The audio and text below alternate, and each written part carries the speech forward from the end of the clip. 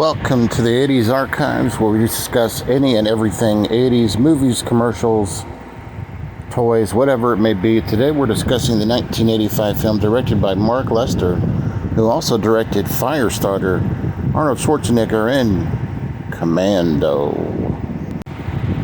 So we start the film out as John Matrix is with his daughter Jenny, played by Alyssa Milano.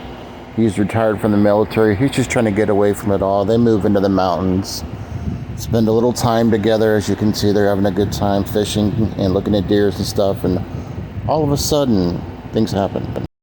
So former General and current General Kirby shows up to let Matrix know that they need his help because people are starting to be picked off. They're not for sure what's happening. So basically, he's saying that we're going to guard you till we get further information about these attacks by this other force that is out there. Reluctantly, Matrix doesn't want to, but you might just have to. That's what happens. So this group assaults Matrix and kills some of the guards at his location, and things start to happen. And his little girl, Jenny, has been abducted by this force that is trying to hire Matrix to kill a president from another country.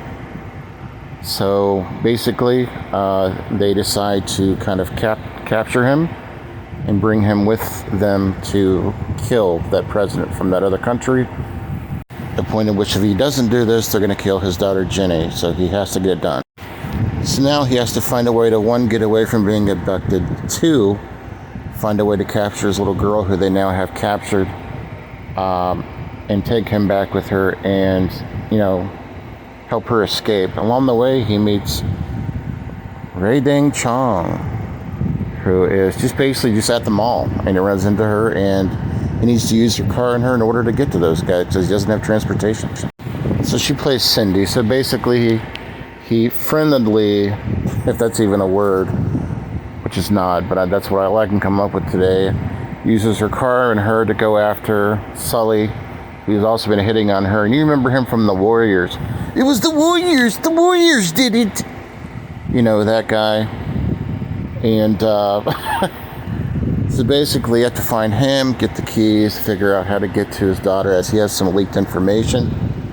So basically the two of them have to team up and try to find a way to get to his daughter. He has like a 24-hour time frame to get this done in, and they go to this armory to steal some weapons, which is badass. And so basically the main plot is he has to keep everything under wraps, the way they know that he's not escaped. He's got to find a way to get Jenny and get her back safely, him, and basically survive the attack, as she's being held up in a land and a territory that's heavily armed. So he's got to bring a lot of ammo and weapons with him, as you can see here. And he basically just has to kick some ass. Some notable characters. This is Vernon Wells, who plays Bennett. He's done a couple Wild Eye films as well, Vernon Wells. Real creepy in this. But he was fun. He's one of the main characters, one of the villains, if you will. We also have Bill Duke, who was from the original Predator. He was in this movie as well. Of course, Sully. Just a real fun movie. A lot of action. Some of the top action scenes in a Schwarzenegger film, in my opinion. I used to watch this with my dad all the time. I've had many versions of this film. Waiting for a Criterion or something to come out on this. But I really enjoyed this movie. Has a lot of heart to it. I enjoyed the soundtrack as well.